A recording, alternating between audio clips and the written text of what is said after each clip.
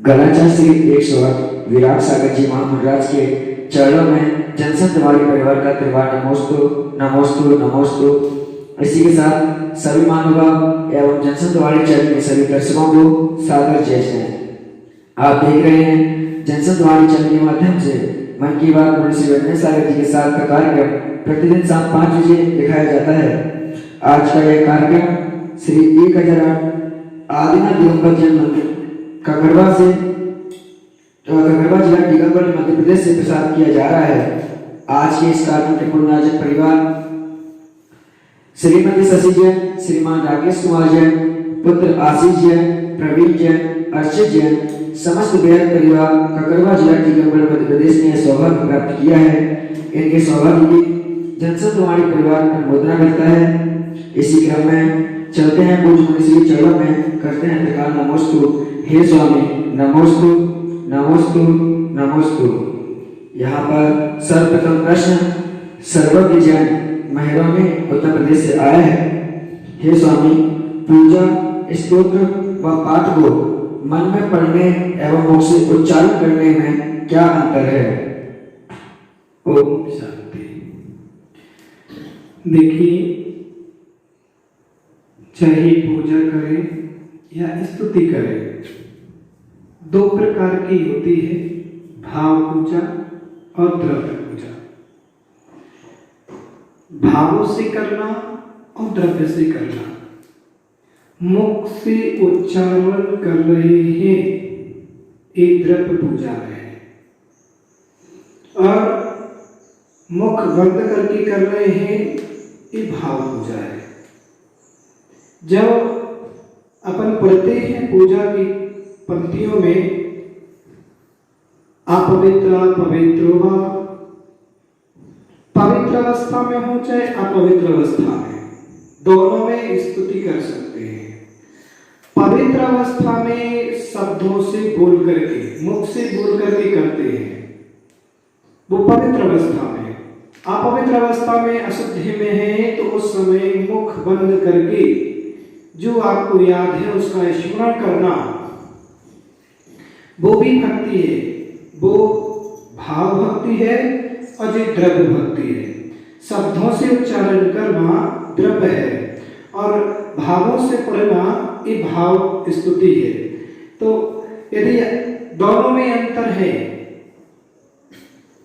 जहां भक्ति की जरूरत है, स्तुति की जरूरत, वहां भक्ति स्तुति करें द्रव्य की, और जहां भाव की जरूरत है तो भाव से करें। जैसे जब अपन कहीं ट्रेन में जा रहे हैं, कहीं रास्ते में जा रहे हैं, तो वहां भी अपन भगवान की स्तुति कर सकते हैं मन में, वहां उच्चारण नहीं करना, क्योंकि जूता पहने हैं, अशुद्ध मुख है तो नहीं करना, लेकिन जो याद है उसका स्मरण कर सकते हैं।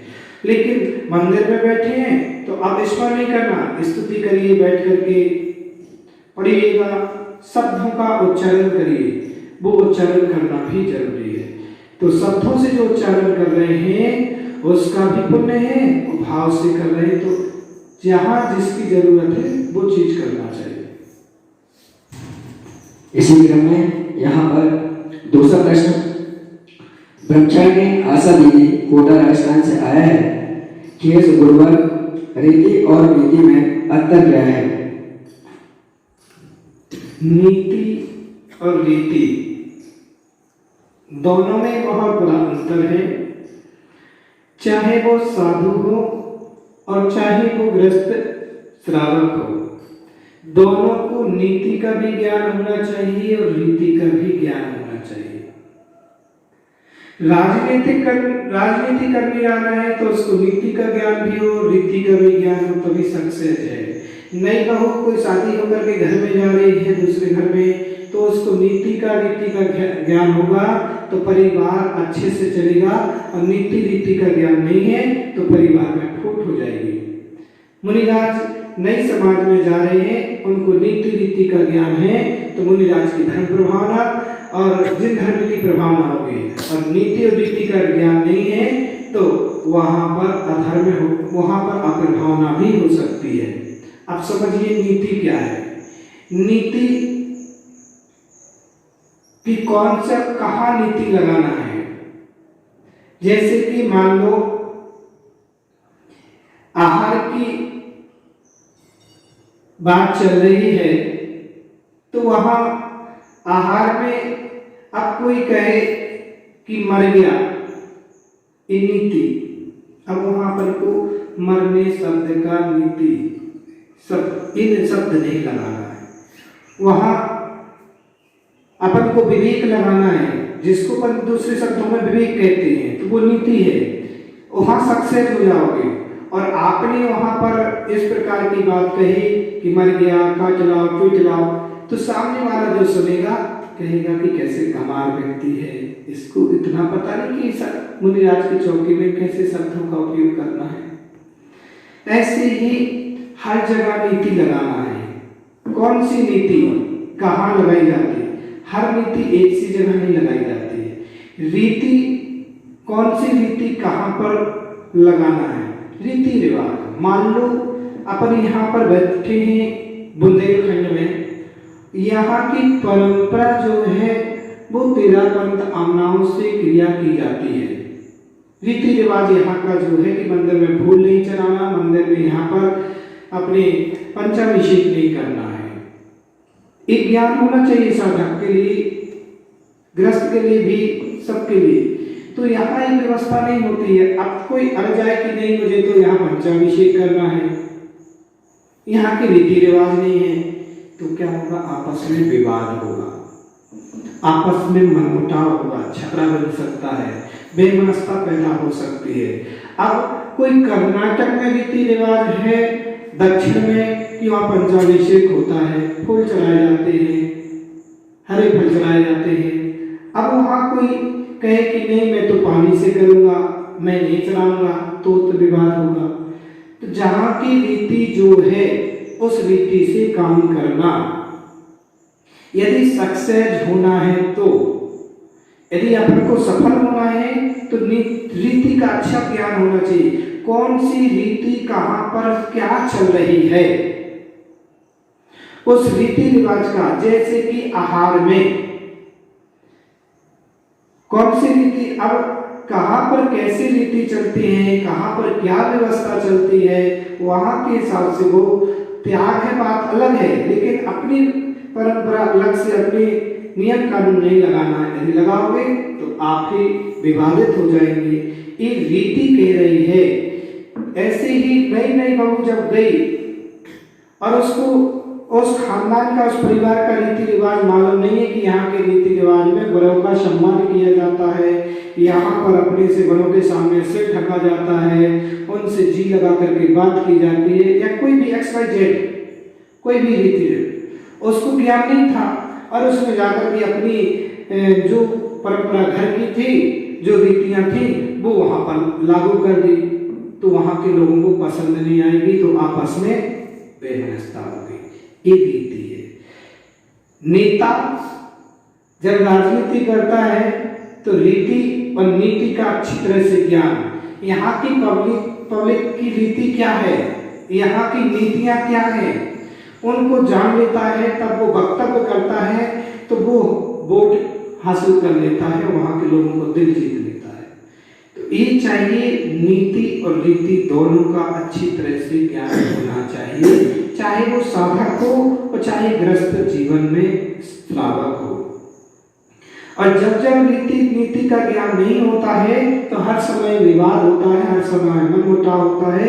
इसलिए हर जगह, लेकिन इस बात का ध्यान रखना, हर जगह एक सी नीति नहीं लगती है। उदाहरण में जैसे कि एक डॉक्टर क्या है, कंपाउंडर काम करता था, वो धीरे धीरे देखता रहा। एक बार एक किसी कि यहाँ एक ऊँट था, उसके गले में कुछ पड़ गया। डॉक्टर से कहा, डॉक्टर साहब मेरे ऊँट को गले से कुछ निकल नहीं रहा, पता नहीं क्या हो गया। डॉक्टर साहब कंपाउंडर से कहता चलो देखने। उसने देख लिया, चले गए।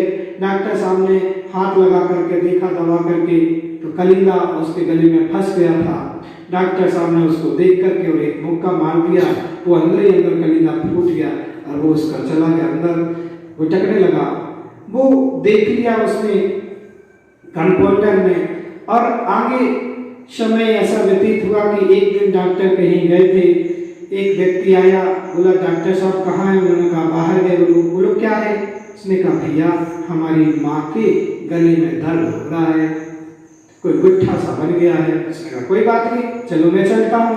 अब देखिए नीति, यहाँ नीति लगाना है, अब वही नीति नहीं लगा लेना। अब उस कंपाउंडर ने कहा डॉक्टर साहब ने तो ये नीति अपनाई थी, हमारे डॉक्टर साहब ने गले में फोड़ा हो गया था ऊँट को, तो एक नीति अपनाई थी, उसने भी वही नीति अपनाई। वो माँ को देखने जाता है, हाथ लगाता है, देखता है गुट्ठा लगा। उसने कहा डॉक्टर साहब ने ऊँट को मुक्का मार दिया था, सही हो गया था। उसने एक मुक्का मार दिया, क्या हुआ कि वो माँ राम नाम सत्य कर गई, वो बेचारा फंस गया। तो हर नीति हर जगह नहीं लगाई जाती है, उस नीति की उसको तत्व को समझना है। अब जैसे नीति ये है, कहती है कि एकत्व भावना, 12 भावना में एकत्व भावना। जीव अकेला आया है, अकेला जाना है, अकेला मरना है। अब किसी बच्चे का जन्म हुआ और किसी बच्चे का जन्म हुआ और जन्म के अवसर पर रो गया था और बच्चे की माँ के सामने, परिवार के सामने बोलने लगा कि जो संसार में आया है उसे तो जाना ही है, उसे तो जाना ही है। अब माहौल क्या चल रहा है? खुशी का, आनंदमय जन्मोत्सव, जन्म उत्सव का माहौल चल रहा था। अब उसने कह दिया हर किसी को मरना ही है। बोला तो शब्द है, नीति तो सही कर रहा, लेकिन नीति का ज्ञान नहीं था कि यहाँ क्या शब्द बोलना है। तो एक नीति का ज्ञान होना चाहिए, कौन सी नीति कहाँ पर लगाना है, कहाँ सेट करना है, तो कब बोलना है, किस समय बोलना है, कौन सा शब्द बोलना है। ये सारी नीतियों का ज्ञान सामने वाले को होना ही चाहिए, तभी वो सक्सेस हो पाएगा, तभी वो प्रसिद्धि को प्राप्त हो पाएगा। यदि नीति का ज्ञान नहीं है तो वो फंस जाएगा, परेशान हो जाएगा, विवाद हो जाएगा। तो ऐसी नीति, यही रीति रिवाज है। कहाँ की रीति रिवाज कहाँ कैसे चलती है, उन रीति रिवाजों के अनुसार। अब जैसे कि बुंदेलखंड में लौकी को बहुत मायने देते हैं और कर्नाटक में लौकी को मायने नहीं देते, वहाँ कटहल खाते हैं। वहाँ की नीति अलग है, यहाँ की नीति अलग है। यहाँ की नीति वहाँ अपनाओगे, वहाँ की यहाँ अपनाओगे तो दोनों में आपस में विवाद होगा। तो ऐसी रीतियों को समझना है, कौन सी रीति कहाँ चलती है, कैसी रीति रिवाज चलती। आगम अलग है, आगम में कोई भी समझौता नहीं होता है, आगम में समझौता नहीं करना है। लेकिन आचार्य ने कहा सत्य भी बोलो तो ऐसे सत्य बोलो जैसे जहां कहीं विवाद ना हो जाए। तो रीति नीति का ज्ञान भी ऐसा हो कि कहीं विवाद की स्थिति ना बने। आप क्योंकि अनेकांत दर्शन है, रीति नीति लगा करके अनेकांत में पहुंचते हैं, कहीं विवाद नहीं होता है। इसलिए चाहे ब्रह्मचारी हो, चाहे गुरु मुनिराज हो, चाहे साधक हो, चाहे गृहस्थ श्रावक, सबको इन चीजों का ज्ञान जरूर होना चाहिए। संसार में आप चल रहे हैं, संसार में नीति का और रीति का ज्ञान जानना चाहिए, समझना चाहिए और इनको नीति रीति का ज्ञान समझ करके और अपने में चरितार्थ करना चाहिए। और जब कहीं ऐसा माहौल आता है जैसे कि मान लो मैं कोई चीज, इसलिए कभी कभी बड़ों को छोटों से दूर रखना पड़ता है। बड़े हर चीज कहाँ पर क्या चीज कर रहे हैं फॉलो, अब उसको देख करके छोटा वाला देख रहा है कि हमारे मुनिराज ने तो ऐसा किया था, ऐसे मामलों में, और कोई ऐसी परिस्थिति बन जाए वो भी वैसी करने लगे और उस समय वो परिस्थिति नहीं थी तो आपस में विवाद हो जाए। इसलिए रीति नीति का अच्छी तरह से ज्ञान लेना चाहिए, समझना चाहिए। नीति अलग है और रीति अलग है। नीति उसे कहते हैं जो निर्विवाद होती है। रिवाज, रीति रिवाज कोई परंपरा होती है, रीति रिवाज कहीं की परंपराएं चलती है। परंपराओं को समझना चाहिए, कहाँ की परंपरा कैसी चल रही है। किसी की परंपरा में छेड़खानी नहीं करना है। आज हो क्या रहा है कि हर व्यक्ति अपनी परंपरा चलाना चाहता है, कहाँ कहाँ किस परंपरा की कैसी रीति चल रही है उसमें वो न चला करके अपनी चलाता है, तो समाज आपस में टूट रही है, समाज आज विघ्न हो रही है, समाज में अंतराय पड़ रहा है। इसके बाद यहाँ पर अंतिम प्रश्न कुमारी स्वर्गीय जैन ककड़वा टीकमगढ़ मध्य प्रदेश से आया है कि व्रत करते समय यदि हम छूट जाते हैं यानी टच हो जाते हैं तो क्या पाप लगता है? देखिए, किसी जीव ने व्रत लिया, लेकिन व्रत लेने के जैसे मान लो उसने नियम लिया कि आज अष्टमी है, मैं एक आसन करूंगा, लेकिन माँ उसको कह रही कि एक आसन नहीं करना है और उसको खाने के लिए जबरदस्ती कर रही, तो वो बच्चा छुप रहा है, वो उस स्थान से दूसरे स्थान को, तो इसमें दोष नहीं लगेगा। वो अपने व्रतों की रक्षा कर रहा है। व्रतों की रक्षा करने के लिए वो एक स्थान से दूसरे स्थान पर जा रहा है, छुप रहा है, बच रहा है, क्योंकि सामना करेंगे तो वो हो सकता है, इसलिए दोष नहीं है। हाँ, यदि मायाचारी कर रहा है तो दोष है। मायाचारी का भाव नहीं है, भाव ये है कि मुझे नहीं खाना और मैं मम्मी पापा के सामने या कोई रिश्तेदार आए उनके सामने जाऊंगा, वो जबरदस्ती करेंगे, कहीं ना कहीं से किसी तरीके से हमारे व्रत को तोड़वाएंगे, तो उसकी रक्षा कर रहा है। व्रतों की रक्षा करने में पाप नहीं है। तो आपने जो व्रत लिया है और उन व्रतों का पालन कर रहे हैं, उसमें आपको कभी कभी हम लोग जब बैराते हरण किया, नए लोग नए, तो कभी कभी मम्मी पापा को पता न चल जाए कि बच्चा मुनिराज के पास जा रहा है, कि बच्चे ने व्रत ले लिया, तो कभी कभी बिना बताए व्रत ले लेते हैं, क्योंकि पता चल जाएगा तो व्रत लेने नहीं देंगे, बाधा उत्पन्न करेंगे, इसलिए व्रत ले लिया और कुछ समय बाद फिर बता दिया कि हमने तो व्रत लिया था। ऐसे बहुत, तो उसमें दोष नहीं है, उसमें पाप नहीं है, उसमें जीव को पाप नहीं लग रहा है, उसने तो अपने संयम में वृद्धि की है, बढ़ने का प्रयास किया है। तो ग्रस्तिक लोगों से कैसे बच करके अपने व्रतों की रक्षा करें, ये रक्षा का भाव है, और उसने अपनी रक्षा की है, और अपने व्रतों की रक्षा करने के लिए उस जीव को करना ही चाहिए। कैसे भी बने अपने व्रतों की रक्षा करें, अपने जो संयम लिया है, जो नियम लिया है, उनकी रक्षा करना, क्योंकि नियम को तोड़ना महापाप है और नियम तोड़ता है उसमें दोष लगता है। इस प्रकार से आप सभी जन संतवाणी पर आप देख रहे हैं, और इस जन संतवाणी पर आप देखते हैं, इस बात का भी ध्यान रखना, कुछ लोगों को संदेह होता है कि मुनिराज जन संत पर वाणी पर कर रहे हैं, ये यूट्यूब पे चला रहे हैं, तो मुनिराज फोन आदि यूज करते होंगे, लैपटॉप आदि, तो ध्यान रखना कि मैं ना लैपटॉप यूज करता हूँ ना फोन यूज कर रहा हूँ। ये हमारे अंशुल भाई हैं जो ये सारे कार्यक्रम करते हैं, यही देखते हैं, जो भी आपको मैसेज डालते हैं, जो भी व्हाट्सएप पे कर रहे हैं, सारे अंशुल जैन पोरसा जो दिल्ली में रहते हैं, यही पूरा कार्य देखते हैं। जितना सोशल मीडिया का है इसी के हाथ में है, एक धर्म प्रचार कर रहा है, और यही जिन धर्म की विभावना में सहयोगी है। मुनिराज अपने पास ना लैपटॉप रखते हैं और ना लैपटॉप चलाते हैं, ना ही फोन को यूज करते हैं, ना फोन यूज चला रहे हैं। वो ये सभी व्यवस्था बनाए हुए हैं।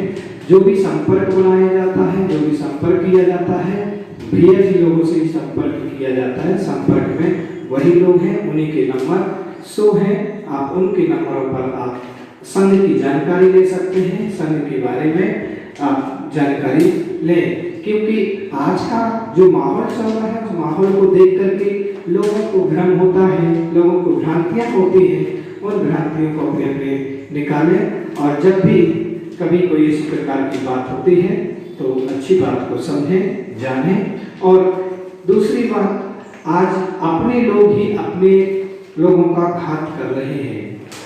अपने धर्म को नीचे गिराने में अपने लोगों का हाथ है, तो उन लोगों को भी समझना चाहिए कि हमारे धर्म का बचाव कैसे हो, हम अपने धर्म की बचाव कैसे किया। आचार्य ने तो यहाँ तक कहा, एन केन प्रकारन, कैसे भी हो धर्म की रक्षा करना वो उस जीव का कर्तव्य।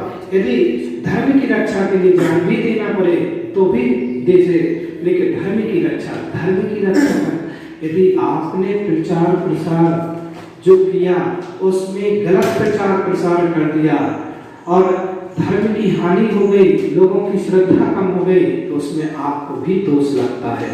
इसलिए कभी भी अपन को धर्म का गलत प्रचार नहीं करना चाहिए। कहीं कोई बात होती भी है तो उसको अपन को स्थितिकरण करना चाहिए, उसको समझाना चाहिए, उसको बताना चाहिए, और कहीं किसी साधक की गलती दिखती है उसका बचाव करें। और यदि कोई बात है तो चुपचाप आप उसको अंदर अपने गुरु के सामने या समाज का निर्णय करके उसको वैसे भी कर दें। पहले भी होता था कोई गलती तो वहीं की वहीं दब जाती, लेकिन आज जब सोशल मीडिया सामने आ गया है, सोशल मीडिया पर इतना ज़्यादा हाईलाइट होने लगा है कि अब लोगों की श्रद्धाएं कम होती जा रही हैं।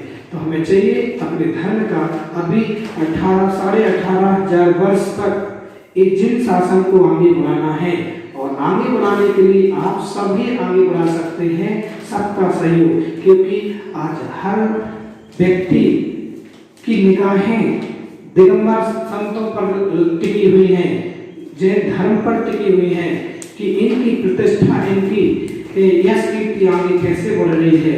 तो उनको गिराने के लिए हर कोई आगे निगाहें टिक करके रखा है। तो अपन को बहुत सतर्क होकर के चलना है, समाज को भी सतर्क होकर के चलना है। समाज थोड़ी बहुत छोटी मोटी कोई बात होती तो उसको वहीं अपने समाज के बीच में स्थितिकरण करके उसको साइड किया जाए, उसको सोशल मीडिया पर ना डाला जाए। सोशल मीडिया पर डालना इसका मतलब है कि हमारे पूरे धर्म को बदनाम करना है, धर्म की हानि पहुंचाना है। इसलिए सभी श्रावकों से मेरा यही अनुरोध है, यही कहना है कि आज सोशल मीडिया पे एक ग्रुप से दूसरे ग्रुप पर ऐसी न्यूज़ें डालते हैं, व्हाट्सएप पर डालते हैं, फेसबुक पर डालते हैं, यूट्यूब पर डालते हैं, सोशल मीडिया पर, प्रिंट मीडिया पर देते हैं। ये सब मीडिया पर ना दें। जो भी करना है आप अपने दायरे में रह करके जो आपको उचित लगे वो करो, जैसा भी करना हो वैसा कर दो, कोई दिक्कत नहीं, लेकिन सोशल मीडिया पर ना डालें। ये मेरा अनुरोध है। धर्म की रक्षा करें, धर्म के रक्षक बने, धर्म को हानि में और ना पहुंचाए। सभी भक्तों के लिए मेरा मंगल आशीर्वाद है। ओम शांति, सर्व शांति।